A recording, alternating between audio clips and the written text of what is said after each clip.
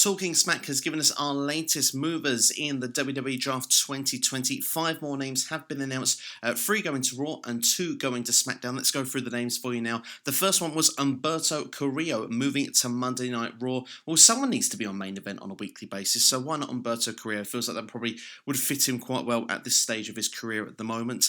Murphy, unsurprisingly, has been drafted to WWE SmackDown. Well, after last night, of course, with SmackDown getting Seth Rollins, Rey Mysterio, Dominic Mysterio, this feud's still continuing, so it naturally feels that Murphy would go to SmackDown. Of course, him and Aaliyah have some sort of storyline going on amongst us at the same time. Murphy and Seth Rollins, the breakup seems to be on.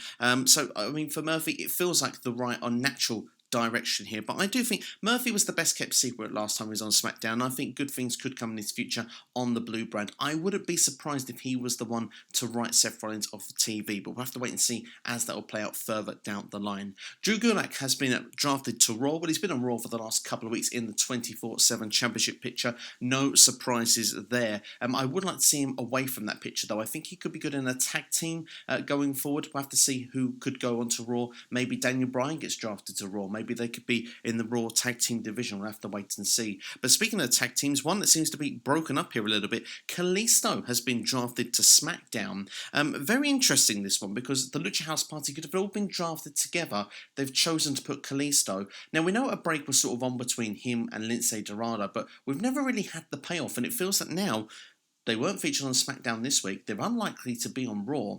They may just naturally go different directions, which feels a bit of a flat way to end it, for me, brutally honest, as we've invested a number of weeks in this storyline, so I'm a bit disappointed with that. I do expect the other 2 members probably to go to Raw. They will be mentioned, though, in a couple of seconds on the video, because the last one that was officially named was Tucker, who is going to Raw. So Tucker, of course, now it means that he's not going to be with Otis anymore. Heavy Machinery is no longer a tag team in WWE. I'm a bit disappointed, I've got to say. I thought that there would be a tag team champion reign in them at some point, so I'm a bit disappointed that's not going to happen. Tucker probably will end up on main event at best, which is a real shame to see.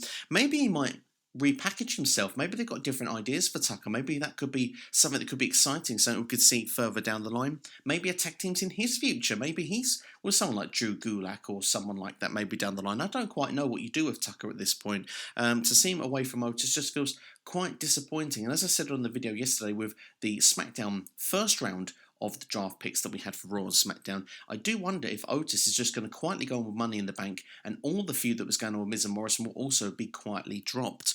That would leave a few names that are undrafted at this point. Gran Metalik, Lince Dorado, the other members of Lucha House Party. Well, if they've not picked one, or not picked all of them, they've picked one, makes you think that Raw will take the other 2, and Raw will probably need another tag team, as I do feel the Street Profits will move to SmackDown on Raw this week, so that'd be interesting, something to look out for, and that would give you 4 solid teams amongst Raw. Of course, then you can always include the Hurt Business, you can include Retribution. The tag team division there would feel a lot more stable than what it did previously. Mickie James has not got a current brand at the moment, and of course, she only just returned to Raw recently. She may stay on Raw. I personally wouldn't mind her moving to SmackDown. I think that she could help maybe some of the younger talent, maybe help, she's got experience. So some of the people that are not as experienced, Raw currently has Natalya, maybe SmackDown could use Mickie James. The other name, Shorty G, his name is Chad Gable, damn it. I want to see him go to Raw. I've said about putting teams together. He's the guy that I still want to see with Drew Gulak the most. I think that they would make a good team together. They've kind of got similar styles in the ring. Like I said, Gulak could do with being in the team. I think that Shorty G, Chad Gable, has done his best work as a tag team superstar, of course, with American Alpha, with Shelton Benjamin previously. I think that a tag team would be a good route forward for Chad Gable as we look at the draft. But yeah, I mean, that's the 5 names that have been announced. There's 4 there that have been unannounced. It's going to be interesting to see how it's all going to play out. Of course, Monday Night Raw is the next step now for the WWE draft. What movers and shakers will happen? You have to tune in on Tuesday to this channel to find out. Of course, if you don't have an opportunity to see Raw and you want to hear my opinions on it, of course, the Q&A is back tomorrow, so look out for that on the channel, and there will be videos as well featuring Impact Wrestling and AEW coming in the next couple of days as well. So it's a busy time on the channel. It's a good time to hit the bell whilst you subscribe. Keep an eye out on what's going on in SCW, and of course, leave a comment, and feel free to share with a friend. Of course, word of mouth goes a long way, and of course, I very much appreciate you guys helping the channel grow.